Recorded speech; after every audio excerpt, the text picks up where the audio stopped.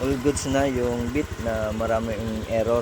Error 52 na di matanggal-tanggal, error 8 at 7.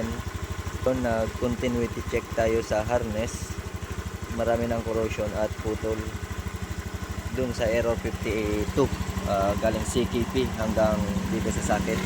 Buti nakakuha tayo ng original na harness na segunda mano. Kinuha lang natin yung socket, dinugtong natin dito, pati yung coding. Salamat nga pala kay Padimangga, galing to doon na socket.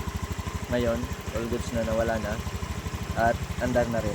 Kasi pag may error 52, hindi talaga andar yan, hindi magka-cranking ang motor dahil putol nga, wala siyang continuity galing CKP sensor.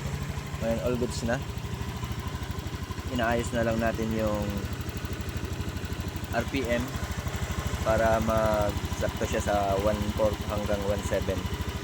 Alright, ganda na rin ang atak. Alright.